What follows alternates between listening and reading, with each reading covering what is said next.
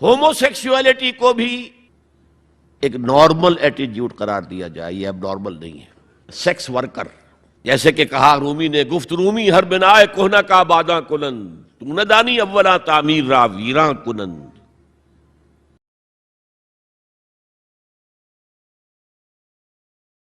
آج کیا سازش چل رہی ہے؟ ویسٹ تلا ہوا ہے ایسٹ کے اندر بھی خاندانی نظام کو ختم کرنے میں۔ پہلے ایک کانفرنس ہوئی تھی، عالمی کانفرنس، ویمن لب، ویمن فریڈم کی کانفرنس، کائرو میں، قاہرہ میں۔ پھر ہوئی بیجنگ میں، بیجنگ، کائرو، اور پھر بیجنگ +5 کانفرنس۔ بیجنگ کانفرنس کے 5 سال بعد یونائٹڈ نیشنز جنرل اسمبلی کے تحت ہوئی، اور ان سب کا مقصد کیا ہے؟ پروسٹیٹیوشن کو ایک باعزت پیشہ سمجھا جائے۔ یہ بھی محنت ہے نا، ایک مزدور اپنی جسمانی مسکولر طاقت استعمال کر رہا ہے، ویج لے رہا ہے، ایک عورت اپنے جن سے اس کو استعمال کر رہی ہے، لے رہی ہے۔ اب اس کا نام پتہ کیا رکھا گیا؟ Sex worker. سیکس ورکرز بالکل برابر ہوں گے، باعزت ہوں گے، ان کی کوئی آپ یہ نہیں کہہ سکتے کہ غلط کام۔ ہوموسیکسولیٹی کو بھی ایک نارمل ایٹیٹیوڈ قرار دیا جائے، یہ اب نارمل نہیں ہے۔ آپ کو معلوم ہے امریکہ میں، سویڈن میں تو بہت پہلے سے تھا، برطانیہ میں تھا، ہوموسیکسول میرجز، 2 مردوں کی شادیاں ہو رہی ہیں، ان میں سے ایک شوہر ہے اور ایک بیوی ہے، اور رجسٹر ہو رہی ہے شادی، رجسٹر۔ اب امریکہ میں بھی شروع ہو چکی ہے، کئی سٹیٹس میں، کیلیفورنیا سے شروع ہوئی ہے، جو ہالی ووڈ اس کا گھر ہے۔ نمبر 3، طلاق اور وراثت میں مرد اور عورت برابر ہونے چاہیے، جب عورت چاہے طلاق دے دے۔ یہ نقشہ ہے، اس کا نام پتہ کیا رکھا ہے؟ Social engineering programme of the United Nations organisation. یہ نیو انجینئرنگ ہے معاشرے کو، جیسے کہ کہا رومی نے، گفت رومی ہر بنائے کوہنا کا باداں کنند، تو نہ دانی اولا تعمیر را ویراں کنند۔ رومی نے کہا کہ جب بھی کبھی کوئی نئی تعمیر کرنی ہو تو پچھلی تعمیر کو گرانا پڑتا ہے۔ یہ نئی سوسائٹی کی انجینئرنگ کیسے ہوگی جب تک کہ پرانی سوسائٹی ختم نہ ہو؟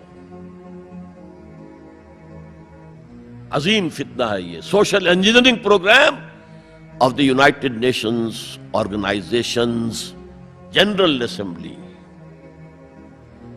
یہ دجالی فتنے کی وہ سب سے نچلی سطح ہے جو ابھی عالم اسلام کے اوپر پوری طرح نہیں آئی ہے۔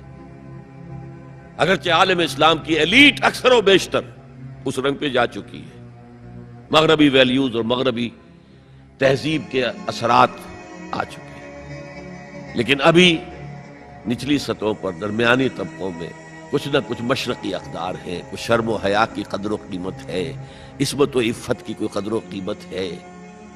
اور اصل میں یہ یہودی پروگرام ہے، تمام انسانوں کو حیوان بنا دو، اور حیوانوں کو ایکسپلائٹ کرنا ہمارا حق ہے۔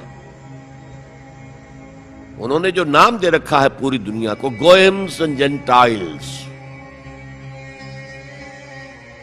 یہ جو ان کی کتاب تالمود ہے، یہ تورات کی باتیں نہیں جو میں بتا رہا ہوں، ان کی تالمود جو کہ فقہ کی کتاب سمجھ لیجیے، اس میں لکھا ہے کہ جب سوائے ہمارے فل ہیومن بینگ صرف ہم ہیں، باقی سب یہ حیوان ہیں انسانی شکل میں، اور حیوان کو استعمال کرنا انسان کا حق ہے۔ گھوڑے کو تانگے میں جوتیں گے، بگی میں، ہمارا حق ہے۔ بیل کو آپ جوت دیں گے ہل میں، حق ہے۔ اسی طرح انسانوں کو ایکسپلائٹ کرنا ہمارا حق ہے۔ البتہ جیسے گھوڑے کو بھی کچھ دانہ ڈالیں گے شام کو تو اگلے روز استعمال کریں گے نا اسے، تو کچھ نہ کچھ انہیں بھی دینا چاہیے۔ تمام دنیا مزدور بن جائے، انسانی اخلاقیات ختم ہو جائیں، اور یہ حیوانوں کی طرح کام کرے، البتہ اس میں سے ہم کچھ ان کو بھی دیں گے، باقی ملائی ہم کھسیٹ لیں گے اپنے بینکنگ کے نظام کے تحت۔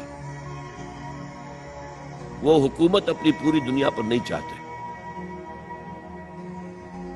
اصل میں یہ بات آئی گئی ہے تو عرض کر دوں، وہ کولونیلزم ختم ہو چکا ہے کہ انگریز یہاں آیا تھا اور ڈچ کہیں پہنچ گئے تھے، انڈونیشیا، سماٹرا، جاوا، اور کہیں فرانسیسی آ گئے تھے، شام پر اس کا اور الجزائر پر اس کا قبضہ تھا۔ یہ تھا ڈائریکٹ کولونیلزم۔ اب اس میں ہوتا کیا تھا؟ وقتاً فوقتاً بغاوتیں اٹھتی تھیں، لوگ مارتے تھے ان کو، یہ ان کو مارتے تھے۔ انہوں نے کہا یہ بستر تو لپیٹ دو، ایک نیا کولونیلزم شروع کر دو۔ ورلڈ بینک 1950 میں قائم ہو گئے۔ ہمیں آم کھانے ہیں، پیڑ گرنے سے کیا فائدہ؟ براہ راست حکومت کریں گے تو ریزنٹمنٹ ہوگی، وہ ہمیں ماریں گے، ہمیں بہت خرچ کرنا پڑے گا انہیں دبانے کے اوپر۔ کیا ضرورت ہے؟ پوری دنیا کو ایک گلوبل اکانومی کے شکنجے میں لے آؤ، world bank and IMF، international monetary fund, ان کے شکنجے میں کس لو، بس سب کام کریں اور وہ بھی کھائیں، کچھ کھائیں تبھی تو اگلے روز کام کر سکیں گے۔ لیکن یہ کہ ہم کھینچ لیں گے وہ جو سونے کی چڑیا تھی، اگر ہم ایسے ہی سونا کھینچ لیں اپنے گھروں میں بیٹھے ہوئے تو ہمیں کیا ضرورت ہے وہاں جائیں اور ان کو ماریں اور وہ ہمیں ماریں؟ یہ ہے یہود کا سوچ۔